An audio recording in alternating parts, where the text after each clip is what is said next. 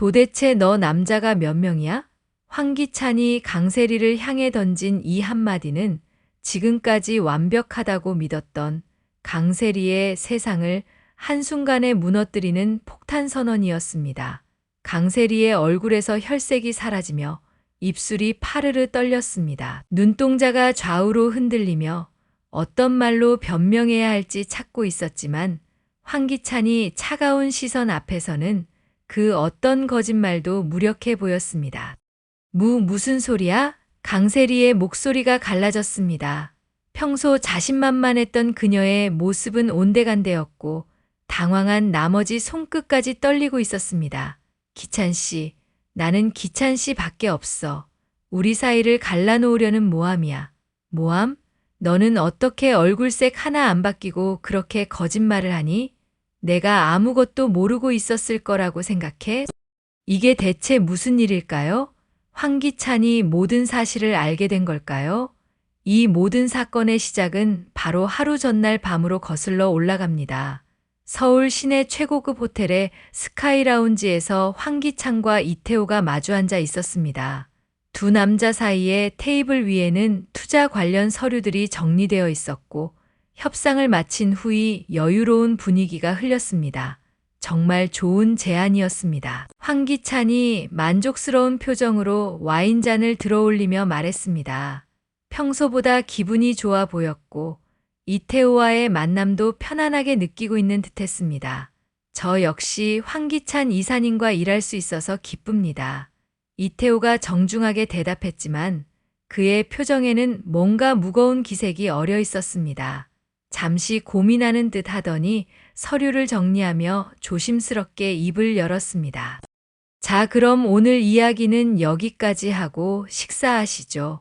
황기찬이 편안하게 말하자 이태호는 잠깐 머뭇거렸습니다. 손에 든 와인잔을 내려놓고 주변을 한번 둘러본 후 마치 중대한 결심을 내린 듯한 표정으로 황기찬을 바라봤습니다. 제가 이 말을 드려야 하나 많은 고민을 했습니다. 이태호의 목소리가 갑자기 진지해졌습니다. 황기찬은 포크를 든 손을 멈추고 고개를 들었습니다.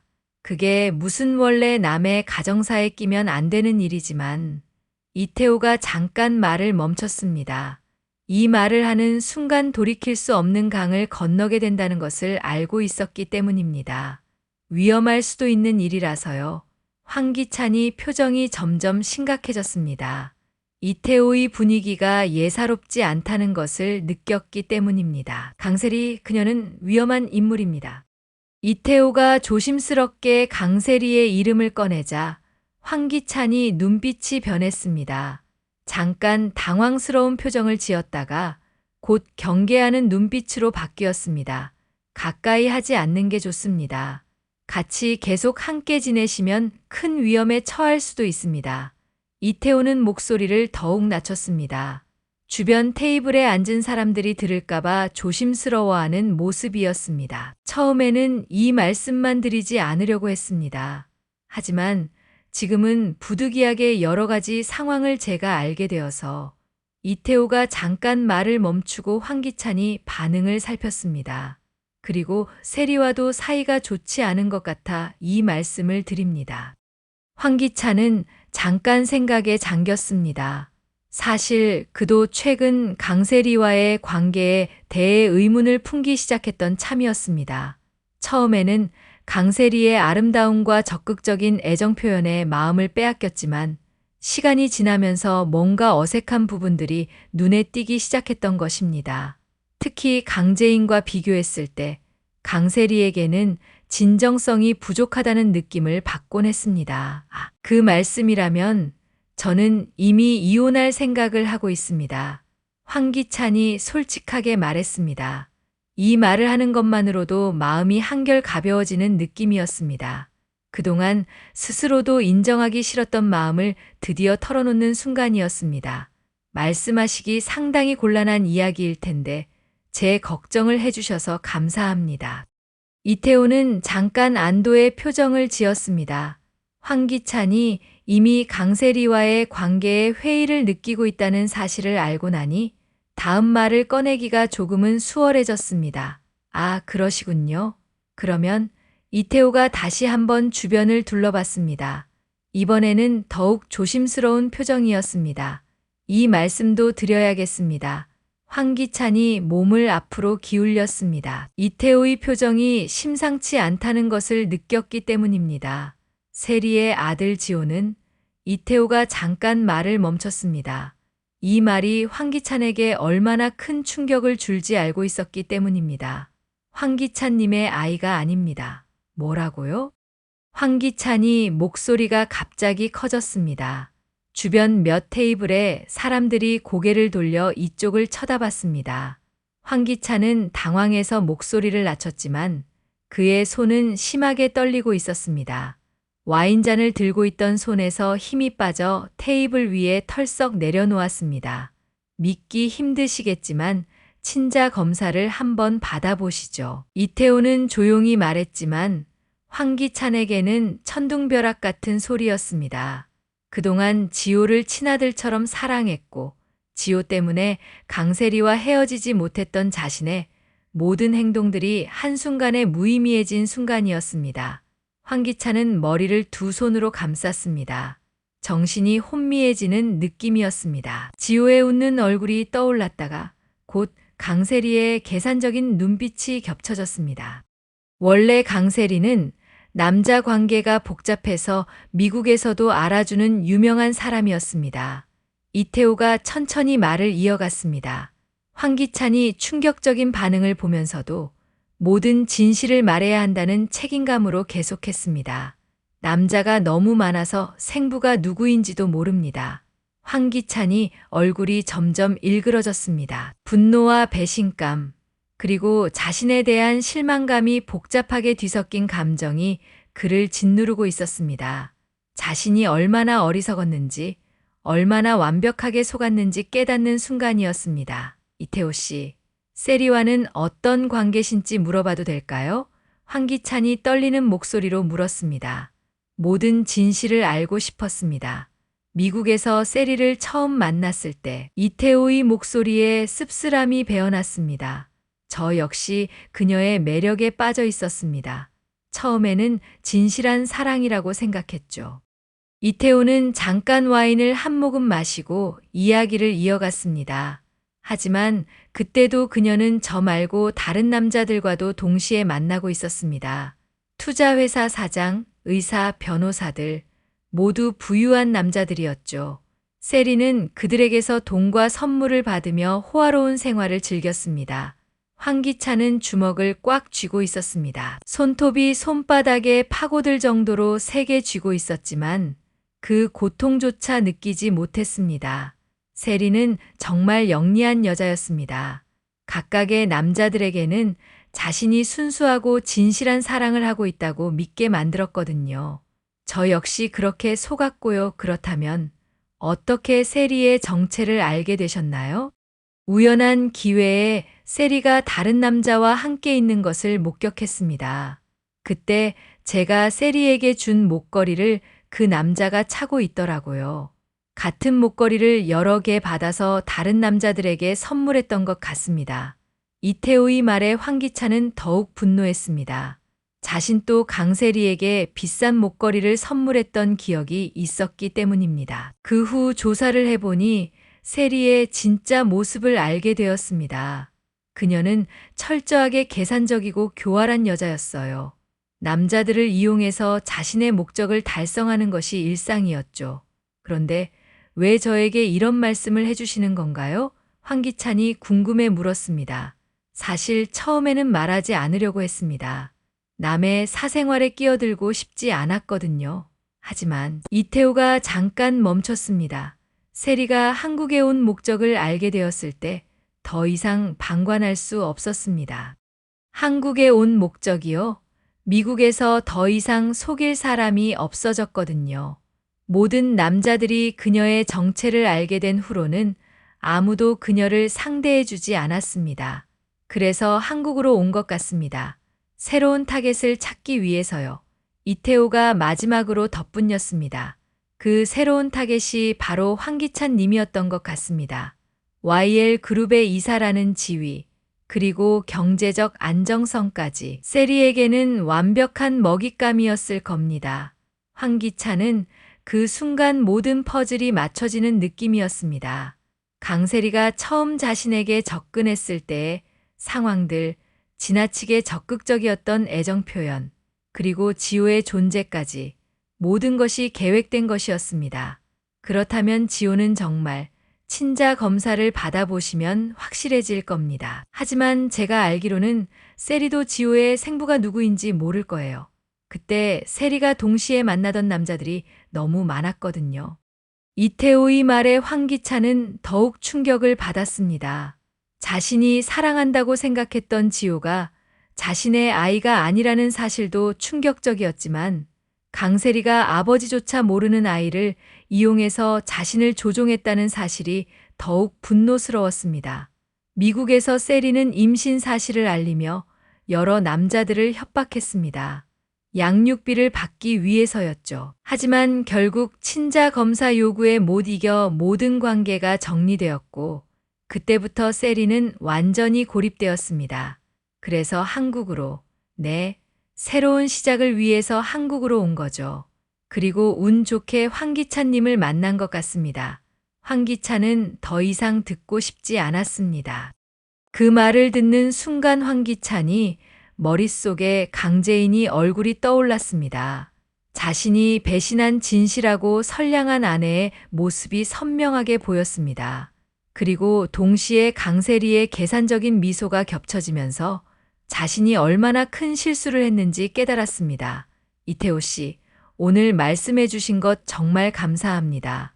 만약 이 이야기를 해주지 않으셨다면 저도 고민이 많았습니다. 하지만 더 큰 피해를 막기 위해서는 진실을 말하는 것이 맞다고 생각했습니다. 두 남자는 그 후 한동안 말없이 앉아 있었습니다. 황기찬은 자신의 인생이 완전히 뒤바뀌는 순간을 맞이하고 있었고, 이태호는 오랫동안 가슴속에 묻어둔 이야기를 털어놓은 후이 안도감을 느끼고 있었습니다. 그 밤 황기찬은 집에 돌아가지 못하고 호텔에서 밤을 새웠습니다. 강세리와 마주치는 것도 싫었고 지호를 보는 것도 괴로웠습니다. 하지만 무엇보다 자신에 대한 실망감이 가장 컸습니다. 새벽이 되도록 잠을 이루지 못한 채 창밖을 바라보며 황기찬은 깊은 생각에 잠겼습니다. 강재인이 얼굴이 계속해서 떠올랐습니다.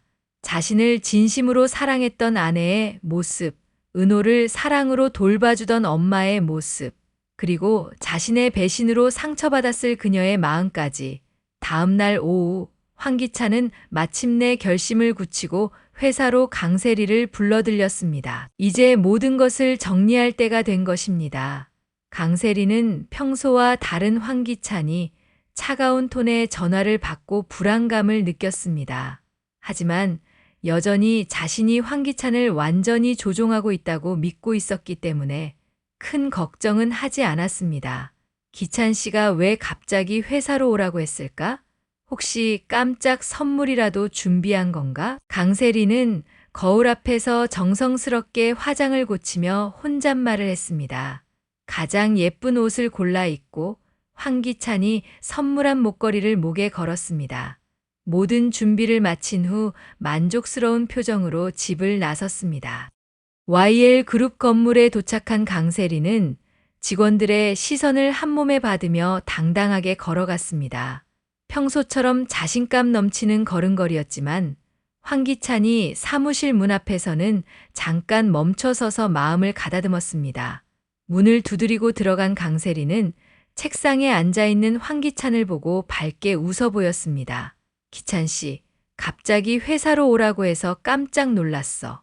무슨 일이야? 하지만 황기찬은 고개를 들지도 않았습니다. 서류를 정리하며 차가운 목소리로 말했습니다. 앉아. 강세리는 황기찬이 냉담한 반응에 당황했지만 여전히 웃음을 유지하며 소파에 앉았습니다. 기찬 씨, 무슨 일이야? 표정이 안 좋네. 강세리가 애교 섞인 목소리로 말했지만 황기찬은 여전히 대답하지 않았습니다. 서류 정리를 마친 후 천천히 고개를 들어 강세리를 바라봤습니다. 그 눈빛에는 사랑은커녕 온기조차 느낄 수 없었습니다. 강세리, 황기찬이 강세리의 이름을 부르는 순간 강세리는 뭔가 심상치 않다는 것을 직감했습니다. 평소 세리야라고 다정하게 부르던 것과는 전혀 다른 차가운 톤이었기 때문입니다. 도대체 너 남자가 몇 명이야? 이 질문이 떨어지는 순간 강세리의 세상이 무너지기 시작했습니다. 얼굴에서 혈색이 사라지며 입술이 파르르 떨렸습니다. 눈동자가 좌우로 흔들리며 어떤 대답을 해야 할지 찾고 있었지만 머릿속이 하얗게 변해버려 아무 생각도 나지 않았습니다. 무슨 소리야? 강세리의 목소리가 갈라졌습니다. 평소 자신만만했던 모습은 온데간데였고 당황한 나머지 손끝까지 떨리고 있었습니다. 기찬 씨, 나는 기찬 씨 밖에 없어. 강세리는 필사적으로 변명하기 시작했습니다. 소파에서 일어나 황기찬에게 다가가려 했지만 다리에 힘이 없어 휘청거렸습니다. 강세리는 필사적으로 황기찬에게 다가가려 했습니다. 평소 그를 휘어잡던 애교스러운 표정을 지어보려 했지만 공포에 질린 얼굴에서는 어색하기만 했습니다. 손을 뻗어 황기찬이 팔을 붙잡으려 했지만 황기찬은 거칠게 그 손을 뿌리쳤습니다. 강재인이 우리 사이를 갈라놓으려고 꾸며놓은 이야기라고. 강세리는 점점 더 큰 소리를 냈습니다. 목소리에 절망감이 배어나기 시작했지만 마지막 희망의 끈을 놓지 않으려 애쓰고 있었습니다. 황기찬은 강세리를 바라보며 깊은 한숨을 내쉬었습니다. 그의 눈에는 분노보다는 깊은 실망감과 자기 자신에 대한 혐오감이 더 크게 자리 잡고 있었습니다. 어떻게 자신이 이런 여자에게 속아서 강재인을 배신할 수 있었는지 그 생각만으로도 구역질이 날 정도였습니다. 이태호에게 들었는데 그럼 태호가 재인이랑 짜고 꾸몄다는 거야? 황기찬이 목소리는 차분했지만 그 속에 담긴 분노는 강세리의 뼛속까지 전해졌습니다. 강세리는 그 순간 모든 것이 끝났다는 것을 직감했습니다. 다리에 힘이 빠져 주저앉을 것 같았지만 마지막 자존심으로 간신히 버티고 있었습니다. 그동안 나는 너와 헤어지고 싶었지만 지호 때문에 차마 그럴 수가 없었어. 황기찬이 일어서며 창밖을 바라봤습니다. 그의 등에서는 깊은 실망감과 자괴감이 느껴졌습니다. 하지만 내가 더 이상 여기 있어야 할 이유는 없는 것 같아. 황기찬이 돌아서며 강세리를 똑바로 바라봤습니다. 그의 눈에는 더 이상 애정이나 미련 같은 것은 찾아볼 수 없었습니다. 내 집에서 당장 나가. 황기찬이 마지막 말이 떨어지자 강세리는 더 이상 버틸 수 없었습니다. 눈물이 왈칵 쏟아지며 무너져 내렸습니다. 그동안 완벽하다고 생각했던 자신의 계획이 황기찬을 완전히 자신의 것으로 만들었다고 확신했던 모든 것이 한순간에 물거품이 되어버린 것입니다. 기찬 씨, 제발 내 말 좀 들어봐. 강세리가 마지막 발악을 했지만 황기찬은 돌아보지도 않았습니다. 그는 다시 자리에 앉아 서류를 정리하기 시작했습니다. 마치 강세리가 존재하지 않는 것처럼 행동했습니다. 기찬 씨, 나 정말 기찬 씨만 사랑해. 이태호 말은 거짓말이야. 강세리가 울부짖으며 황기찬이 책상에 달려갔지만 황기찬은 차갑게 밀어냈습니다. 내 앞에서 썩 꺼져. 내 눈에 띄지 마. 이 한마디가 강세리에게는 사형 선고나 다름없었습니다. 그녀는 비틀거리며 사무실을 나갔고 복도를 걸으며 머릿속이 복잡해졌습니다. YL 그룹 직원들의 시선이 따가웠습니다. 평소 황기찬 이사의 여자라며 당당하게 다녔던 그녀였지만 지금은 눈물을 흘리며 초라한 모습으로 걸어가고 있었습니다. 직원들은 수군거리며 그녀를 바라봤고 강세리는 그 시선들이 비수처럼 느껴졌습니다. 엘리베이터 안에서 강세리는 거울에 비친 자신의 모습을 보았습니다. 화장이 번진 얼굴, 떨리는 손, 초점 없는 눈빛, 이 모든 것이 자신의 현실을 보여주고 있었습니다. 그녀는 주먹으로 거울을 치고 싶었지만 그럴 힘조차 남아있지 않았습니다. 이런 일이 있을 수가 없어. 이태호가 나를 망쳐놨어. 강세리는 이태호에 대한 원망으로 가득 찼습니다. 하지만 동시에 자신이 저지른 일들이 하나하나 떠오르며 후회가 밀려왔습니다. 회사를 나선 강세리는 택시를 타고 집으로 향했습니다. 택시 기사가 어디가 안 좋으세요? 얼굴이 많이 안 좋아 보이는데요 라고 물었지만 대답할 수 없었습니다. 창밖으로 흘러가는 서울의 풍경을 바라보며 강세리는 자신의 인생을 되돌아봤습니다. 어려서부터 예쁘다는 소리를 듣고 자란 강세리는 자신의 외모가 모든 것을 해결해 줄 것이라고 믿었습니다. 실제로 학창 시절에도 사회에 나와서도 남자들의 관심과 도움을 쉽게 받을 수 있었습니다. 그런 경험들이 쌓이면서 강세리는 점점 더 계산적인 여자가 되어갔습니다. 미국에서도 결국 모든 남자들에게 버림받았고 한국에 와서 마지막 희망이라고 생각했던 환기찬마저 잃어버린 것입니다. 이제 정말로 갈 곳이 없었습니다. 집에 도착한 강세리는 한동안 현관문 앞에 서 있었습니다. 이 집마저 곧 떠나야 한다는 생각에 발걸음이 무거웠습니다. 문을 열고 들어가자 지호가 거실에서 블록놀이를 하고 있었습니다. 엄마, 왜 이렇게 늦었어? 지호가 엄마 기다렸어. 지호의 밝은 목소리를 들으며 강세리는 가슴이 찢어지는 것 같았습니다. 이 아이는 아무것도 모르고 있는데 자신 때문에 또다시 불안정한 삶을 살아야 하는 것입니다. 지호야, 미안해. 강세리가 지호를 안으며 눈물을 흘렸습니다. 지호는 엄마가 왜 우는지 몰라 당황해하며 강세리의 뺨을 만졌습니다. 엄마, 왜 울어? 어디 아파? 아니야. 엄마는 괜찮아. 강세리는 억지로 웃어 보이며 지호를 달랬습니다.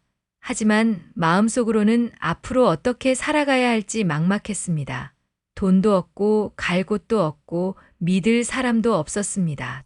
그날 밤 지호를 재운 후 강세리는 거실에 혼자 앉아 깊은 생각에 잠겼습니다. 냉장고를 열어봐도 먹을 것이 별로 없었습니다. 황기찬이 주던 생활비가 끊기면 당장 생계가 막막해질 것입니다. 이제 정말로 마지막 카드를 써야 할 때가 온 것 같았습니다.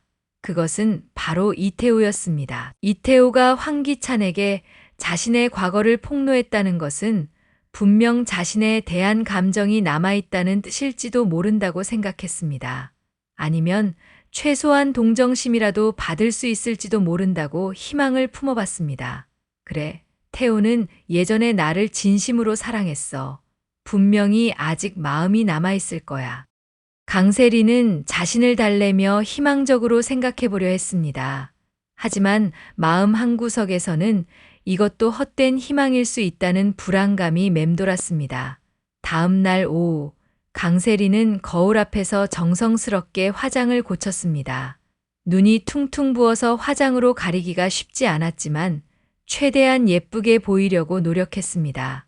가장 아름다운 드레스를 꺼내 입고 향수도 뿌렸습니다. 마지막 승부수를 던지는 기분이었습니다. 지호야, 엄마 잠깐 나갔다 올게. 혼자 있을 수 있지, 응. 지호 혼자서도 잘 있을 수 있어요. 지호의 해맑은 대답을 들으며 강세리는 또다시 가슴이 아팠습니다. 이 아이를 위해서라도 마지막까지 포기할 수 없었습니다. 이태호가 머물고 있는 호텔에 도착한 강세리는 로비에서 한참을 망설였습니다. 자존심이 상했지만 지금 상황에서는 자존심을 부릴 여유가 없었습니다.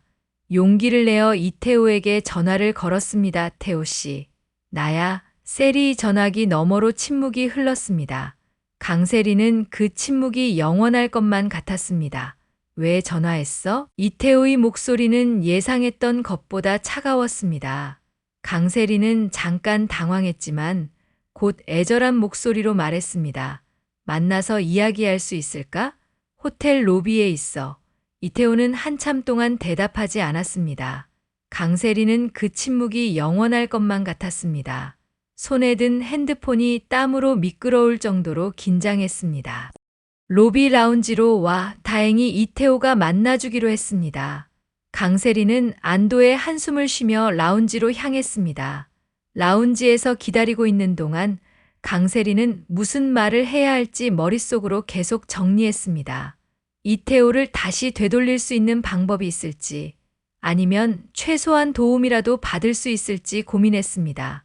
태호와의 추억을 이용해야 해. 예전에 우리가 함께했던 좋은 시간들을 떠올리게 만들어야 해.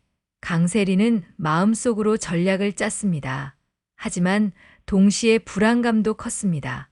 이태호가 자신을 어떻게 생각하고 있을지 확신할 수 없었기 때문입니다. 이태호가 나타났을 때 강세리는 일어서서 가장 아름다운 미소를 지어 보였습니다. 하지만 이태호의 표정은 여전히 차가웠습니다. 앉아 이태호가 간단히 말하며 자리에 앉았습니다. 강세리도 조심스럽게 맞은편에 앉았습니다. 왜 나를 찾아왔어? 이태호의 직설적인 질문에 강세리는 잠깐 망설였습니다. 어떤 방식으로 접근해야 할지 확신이 서지 않았기 때문입니다. 태호 씨, 나 아직 너를 잊지 못하고 있어. 강세리가 떨리는 목소리로 고백했습니다. 이태호의 반응을 살피려 했지만 그의 표정에는 변화가 없었습니다. 황기찬과는 이제 정말 끝났어. 태호 씨가 원한다면 이혼할 수도 있어. 강세리는 필사적으로 이태호의 관심을 끌려고 했습니다. 우리 다시 시작할 수 없을까? 예전처럼 너와 함께였을 때가 내 인생에서 가장 행복한 시간이었어. 강세리의 눈에 눈물이 맺혔습니다. 일부는 연기였지만 일부는 진심이기도 했습니다. 정말로 갈 곳이 없는 절망적인 상황이었기 때문입니다.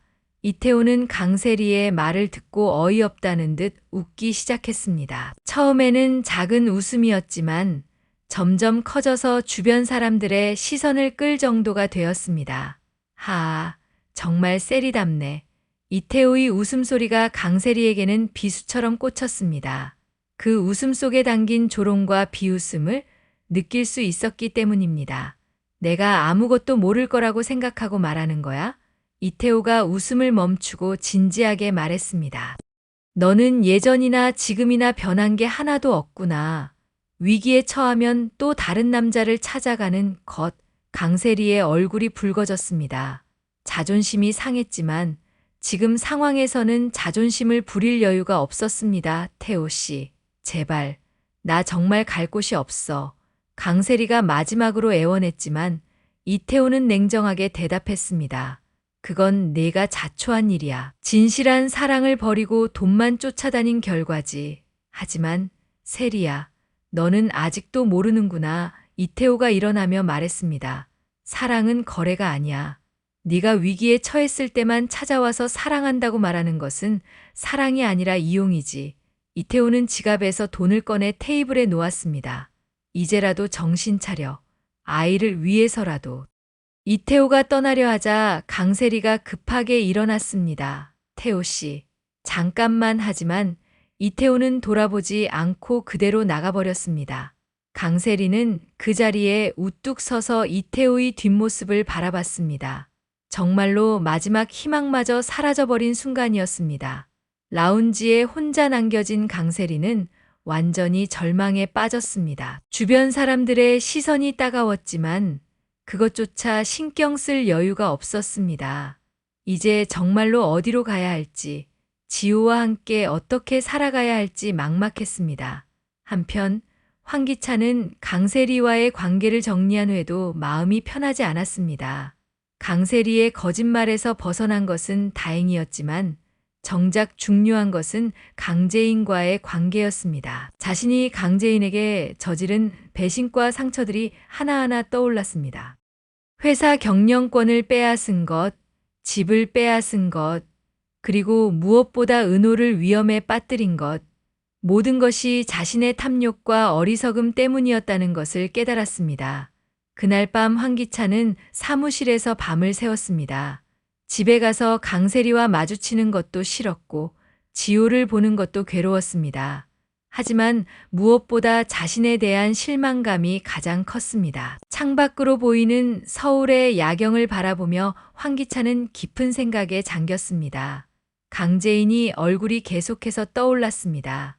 자신을 진심으로 사랑했던 아내의 모습, 은호를 사랑으로 돌봐주던 엄마의 모습, 그리고 자신의 배신으로 상처받았을 그녀의 마음까지 내가 정말 바보였구나. 황기찬은 혼잣말을 하며 머리를 감쌌습니다. 이제야 깨달았지만 이미 너무 늦어버린 것 같았습니다. 강재인이 자신을 용서해 줄 리 없다는 것을 알고 있었지만 그래도 시도해 볼 가치는 있다고 생각했습니다. 새벽이 되자 황기찬은 마침내 결심을 굳혔습니다. 강재인을 만나서 진심으로 사과하고 모든 것을 되돌리겠다고 약속해야 했습니다. 비록 용서받지 못할 수도 있지만 최소한 자신의 진심만은 전달해야 했습니다. 다음 날 아침 일찍 황기찬은 강재인이 머물고 있는 곳을 찾아갔습니다. 강재인이 거처를 알아내는 것은 어렵지 않았습니다. 그녀가 어머니 최자영과 함께 작은 집에서 지내고 있다는 것도 알고 있었습니다. 아파트 앞에서 한참을 망설인 후 황기찬은 용기를 내어 초인종을 눌렀습니다. 잠시 후 강재인이 목소리가 들려왔습니다. 누구세요, 재인아? 나야, 기찬이. 인터폰 너머로 전해지는 황기찬이 목소리에 강재인은 잠깐 당황했습니다. 예상하지 못했던 방문이었기 때문입니다. 왜 왔어? 강재인이 목소리는 차가웠습니다. 황기찬은 그 차가움 속에서 자신에 대한 분노와 실망감을 느낄 수 있었습니다. 할 말이 있어. 잠깐만 만나줄 수 있을까? 강재인은 한참 동안 대답하지 않았습니다. 황기찬과 만나고 싶지 않았지만 동시에 궁금하기도 했습니다. 무슨 말을 하러 왔는지. 5분만 결국 강재인이 문을 열어주었습니다. 황기찬은 안도의 한숨을 쉬며 계단을 올라갔습니다. 문을 열고 나온 강재인을 본 황기찬은 가슴이 아팠습니다. 예전처럼 화려한 옷을 입지도 진한 화장을 하지도 않은 강재인이 모습은 소박했지만 여전히 아름다웠습니다. 오히려 더 진실하고 순수해 보였습니다. 말에 강재인이 냉정하게 말했습니다. 황기찬과는 거리를 두고 서서 경계하는 모습이었습니다. 재인아, 미안해. 황기찬이 첫 마디는 사과였습니다. 그의 목소리에는 진심이 담겨 있었습니다. 내가 너를 이렇게 불행하게 만들었어. 이미 너무 늦었지만 지금이라도 되돌리고 싶어. 강재인은 황기찬이 말을 믿을 수 없었습니다. 그동안 자신을 배신하고 괴롭혔던 사람이 갑자기 사과한다는 것이 이상했습니다. 또 다른 계략일지도 모른다는 생각이 들었습니다. 내가 너에게 빼앗은 회사, 집, 모든 걸 다시 돌려줄게. 황기찬이 진심 어린 목소리로 말했습니다. 네가 하라는 대로 다 할 거야. 나는 지금 깊이 반성하고 있어. 황기찬은 강재인 앞에 무릎을 꿇었습니다. 자존심이고 체면이고 다 버렸습니다. 이제는 오직 강재인이 용서만이 중요했습니다. 내가 나에게 어떤 복수를 해도 달게 받을 준비가 되어 있어. 내가 너를 이렇게 사랑하는지 미처 깨닫지 못했어. 강재인은 황기찬이 모습을 보며 복잡한 감정에 휩싸였습니다. 분노, 배신감, 그리고 묘한 안도감이 뒤섞여 있었습니다. 그동안 복수만을 생각하며 살아왔는데 정작 복수의 대상이 무릎을 꿇고 사과하자 어떻게 반응해야 할지 몰랐습니다. 내가 너를 짓밟으려고 했는데 모든 게 거의 다 준비되어 가고 있었는데 이제 와서 그런 소리를 하면 강재인이 목소리에는 의심과 분노가 섞여 있었습니다. 너 나 가지고 노는 거니? 이제 와서 항복하겠다고? 재인아, 정말 진심이야. 황기찬이 간절하게 말했습니다. 미안해. 나도 내 마음을 몰랐어. 강세리에게 현혹되어서 정말 중요한 것을 놓쳤어. 강세리, 강재인이 날카롭게 물었습니다. 강세리와는 이제 완전히 끝났어. 그녀의 정체를 알게 된 후로는 황기찬이 이태호에게 들은 이야기를 간략하게 설명했습니다. 강재인은 그 이야기를 들으며 놀라움과 동시에 약간의 만족감을 느꼈습니다. 지금은 많이 반성하고 있어. 네가 나에게 어떤 처벌을 내려도 좋아. 황기찬이 고개를 숙이며 말했습니다. 그 다음에 내 분노가 모두 풀린다면 그땐 내 사랑을 받아줘. 강재인은 황기찬이 모습을 보며 어떻게 반응해야 할지 몰랐습니다. 그동안 복수만을 생각하며 살아왔는데 정작 복수의 대상이 항복해버리자 허탈함이 밀려왔습니다. 동시에 마음 한구석에서는 안도감도 느꼈습니다. 더 이상 복수에 매달려 살지 않아도 된다는 생각이 들었기 때문입니다. 하지만 쉽게 용서할 수는 없었습니다.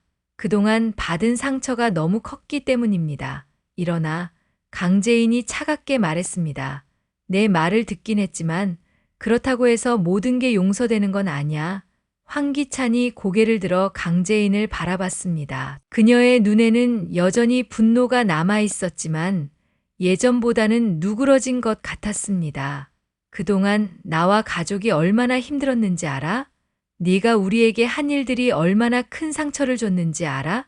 강재인이 목소리가 떨렸습니다. 그동안 억눌러왔던 감정들이 한꺼번에 터져나오는 것 같았습니다. 정말 미안해, 재인아. 내가 정말 잘못했어. 황기찬이 목소리에 진심이 담겨 있었습니다. 강재인은 그 진심을 느낄 수 있었지만 여전히 마음을 열기는 어려웠습니다. 시간이 필요해. 내 말을 듣긴 했지만 하루아침에 모든 걸 용서할 수는 없어. 시간을 줘. 황기찬은 그 말을 듣고 희망을 품었습니다. 완전히 거절당하지 않았다는 것만으로도 다행이었습니다. 얼마나 걸리든 기다릴게. 내가 필요한 만큼 시간을 가져. 그리고 강재인이 덧붙였습니다. 말만 하지 말고 행동으로 보여줘. 정말로 변했다면 행동으로 증명해. 황기찬은 고개를 끄덕였습니다. 앞으로 해야 할 일들이 산더미 같았지만 강재인이 용서를 받기 위해서라면 무엇이든 할 준비가 되어 있었습니다. 과연 강재인은 황기찬이 진심을 받아들일까요? 다음 이야기가 궁금하시다면 구독과 좋아요로 함께 해주세요.